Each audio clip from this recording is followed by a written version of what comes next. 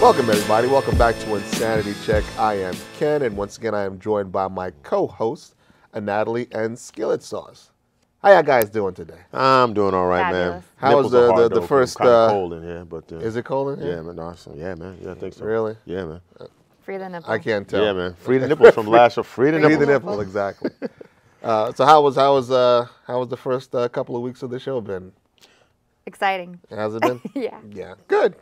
I liked it. I noticed, according to what you told me, we were getting a lot more likes on Facebook. So I guess Amazingly enough. Amazingly enough, man. Yeah. Amazingly Woman enough. power. Thanks, Texas.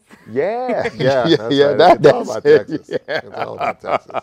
It's been fun. It's been fun. I'm very happy to be back. Oh, Definitely happy. good. We're all glad to be back. Today we have, as usual, some interesting stories, but we also have a guest today. We're going to have a performance a little bit later on, thanks to our new co-hostess, Natalie. She's brought someone here who's going to do a few numbers for us. It should be wonderful. But we're going to start off with something today that is not terribly outrageous, but it's interesting. I mean, and some people think that, we just do potty mouth bullshit stuff around here. Yeah, but, potty mouth bullshit yeah, stuff, right? but we try to get to some interesting and critical topics. Today, technology is going to be our first topic. Apparently, a supercomputer becomes the first to convince us that it's human. A program that convinced humans that it was a 13-year-old boy has become the first computer ever to pass the Turing test. The Turing test, which requires that computers are indistinguishable from humans, is considered a landmark in the development of artificial intelligence. But academics have warned that the technology could be used for cyber crimes.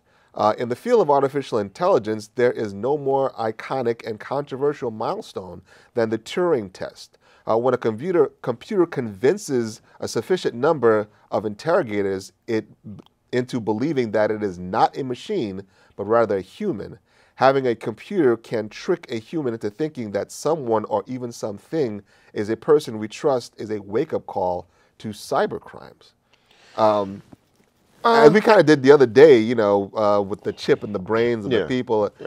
Again, we're heading towards cyberdyne. Yeah, well, I mean, for those people out there that, I use a lot of references to films. I mean, this is going back to, I guess, Terminator 1, to a lesser extent that Philip K. Dick artificial intelligence thing with Steven Spielberg, but more along the lines of the Terminator, because the whole thing about the artificial intelligence and that reality, it took over.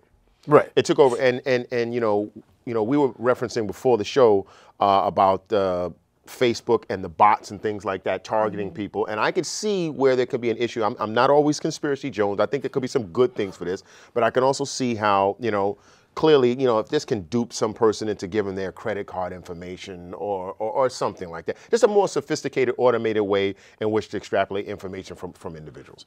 But I don't necessarily think this is, I think this is very fascinating. I mean, having, being a child of science fiction, growing up with science fiction, I think this is kind of cool in a way.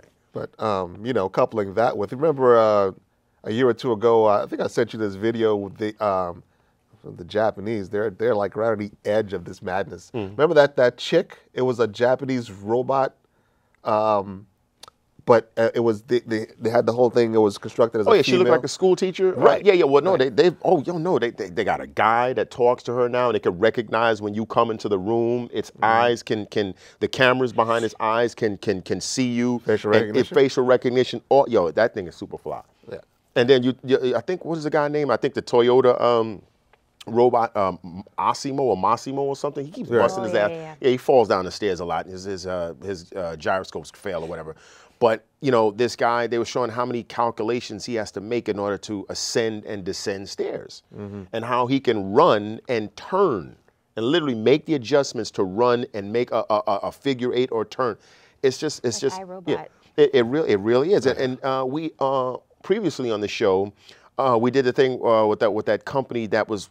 They had those big hogs, those big robot hogs. Yeah, remember? yeah. And you couldn't push these things over, and it was all in for using for military applications so they can get like equipment to the soldiers in situations where I guess an automated rover, or I mean a remote control rover couldn't make it there because the thing, you know, it looks like a bull or something, and it was strong enough to where it can haul, I think, like 400 pounds or something. But the problem was they were saying, you know, they could send that thing with GPS to run through your living room and like target you or your cell phone.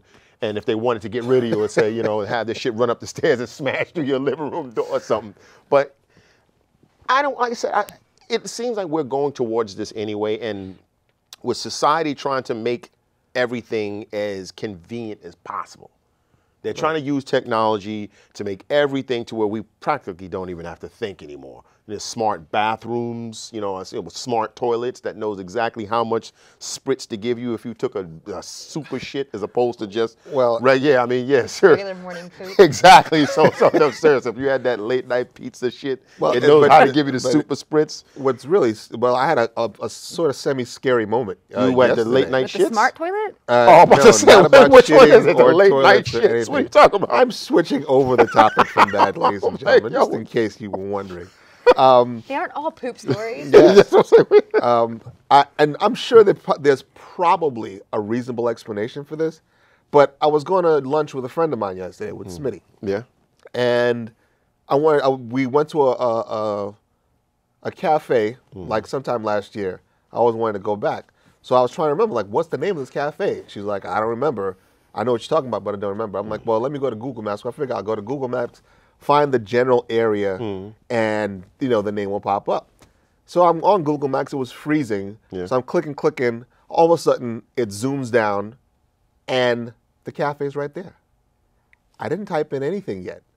The shit was right there. Yeah. I'm like, how the hell did it know what I was looking for?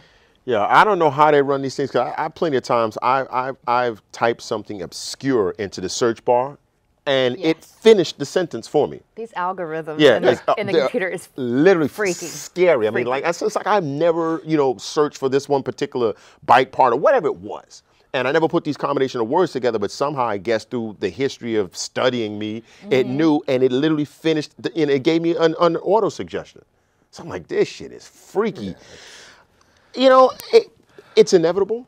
You know, there's unless one of these things go haywire and like one of those driverless cars, you know, goes on a killing spree and starts running down people and shit. But wait a minute, like Death Race 3000 or something like that. But you had a big problem with Amazon and their because I said, listen, no, little bitch. This dude, I don't want to hear that bullshit because listen. Listen, okay, you want to tell me exactly what fucking problem I had. It was a 60 Minutes piece where they were talking about how Amazon, to increase delivery or the efficiency of their delivery system, they're going to have like little planes, like deliver your package like in a half an hour, like from anywhere, or you know, in a basic region. Listen, and this dude is afraid that these little things are going to like start dive bombing people. People shaving the top of people's heads off with the fucking propellers. That's exactly what's going to happen. Come on, man. Because Amazon has set aside $1 billion for 13,000 people they're going to accidentally kill. I'm not saying they're going to actually. I told you that's that conspiracy Jones shit. I'm just saying, listen, what if something fails and let's say you like you're ordering a fucking something, you know, in the box and the thing fails and falls and hits you on your head. You know, it falls and crashes through a car windshield or something like that. The shit comes down and takes some old lady's eyes out of the bus stop or some shit like that. I'm like, listen, man. Just because you wanted your book in 30 minutes. Exactly. You wanted it in 30 minutes. They fuck, oh shit. And what if you're late and they have to put the extra turbos on that shit because it's running late and send that shit straight through your chest cavity? Exactly. Because all of these things are going to happen. Fuck that shit, man. Nah.